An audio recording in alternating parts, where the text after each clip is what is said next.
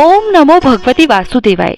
माघ मास कथा के पहले अध्याय में हमने सुना कि रघुवंश के राजा जब शिकार पर जंगल में जाते हैं तो वहां पर उन्हें एक तपस्वी के दर्शन होते हैं। आइए अब सुनते हैं माघ मास कथा का दूसरा अध्याय। राजा के ऐसे वचन सुनकर तपस्वी कहने लगा कि राजन, भगवान सूर्य बहुत शीघ्र उदय होने वाले हैं, इसीलिए यह समय हमारे लिए स्नान का है, कथा का नहीं। सो आप स्नान करके अपने घर को जाओ और अपने गुरु श्री वशिष्ठ जी से इस महात्म्य को सुनो। इतना कहकर तपस्वी सरोवर में स्नान के लिए चले गए और राजा भी विधि पूर्वक सरोवर में स्नान करके अपने घर को लौटे और रनिवास में जाकर तपस्वी की सब कथा रानी को सुनाई। तब सूची कहने लगे कि महाराज, राजा ने अपने गुरु वशिष्ठ जी से क्या प्रश्न किया और उन्होंने क्या उत्तर दिया, सो कहिए। व्यास जी कहने लगे, हे सूत जी, राजा दिलीप ने रात्रि को सुख से सोकर प्रातः समय ही अपने गुरु वशिष्ठ के पास जाकर उनके चरणों को छूकर प्रणाम करके नम्रता से पूछा कि गुरुजी, आपने आचार, दंड, नीति, राज्य, धर्म तथा चारों वर्णों को, चारों आश्रमों की क्रियाओं, दान और उनके विधान, यज्ञ और उनकी विधियां, व्रत, उनकी प्रतिष्ठा तथा भगवान विष्णु की आराधना बतलाई है।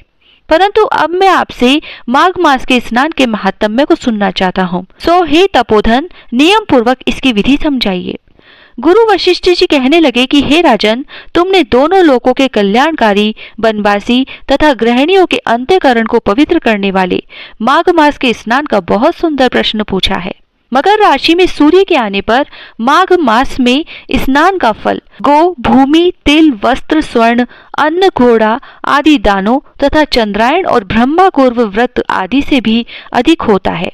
वैशाख तथा कार्तिक के जप, दान, तप और यज्ञ बहुत फल देने वाले हैं, परंतु माघ मास में इनका फल बहुत ही अधिक होता है।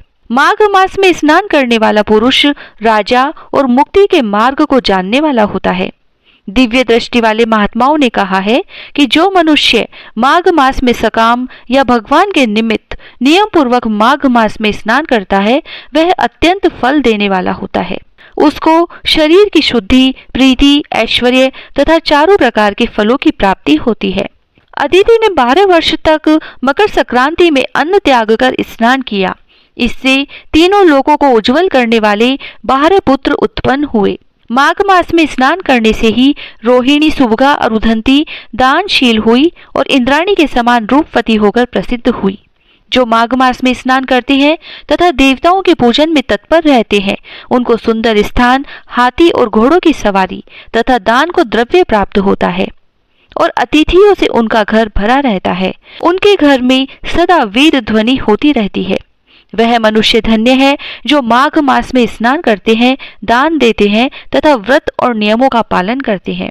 और दूसरे पुण्यों के क्षीण होने से मनुष्य स्वर्ग से वापस आ जाता है, परंतु जो मनुष्य माघ मास में स्नान करता है वह कभी स्वर्ग से वापस नहीं आता। इससे बढ़कर कोई नियम, तप, दान पवित्र और पाप नाशक नहीं है। भृगु जी ने यह मणि पर्वत पर विद्याधरों को सुनाया था। तब राजा ने कहा कि ब्रह्मांड, भृगु ऋषि ने कब मणि पर्वत पर विद्याधरों को उपदेश दिया था, सो बतलाइए।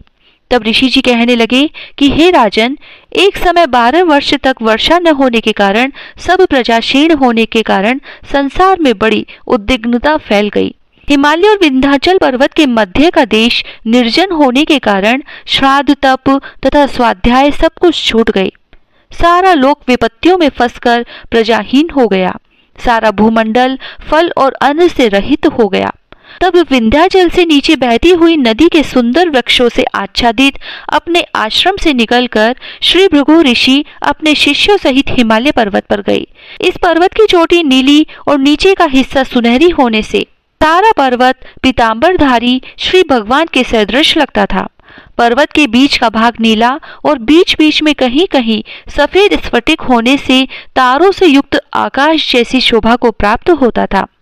रात्रि के समय वह पर्वत दीपकों की तरह चमकती हुई दिव्य औषधियों से पूरित किसी महल की शोभा को प्राप्त होता था।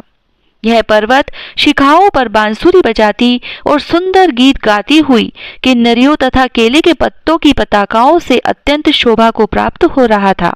यह पर्वत नीलम पन्ना पुखराज तथा इसकी चोटी से निकलती हुई रंग बिरंगी किरणों से इंद्रधनुष के समान प्रतीत होता था।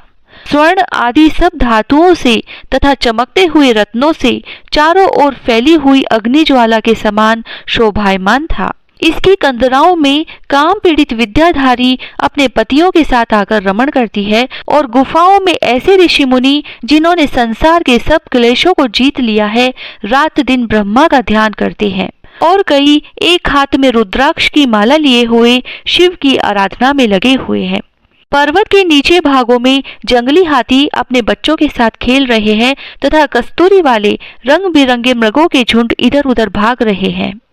यह पर्वत सदा राजहंस तथा मोरों से भरा रहता है, इसी कारण इसको हेमकुंड कहते हैं।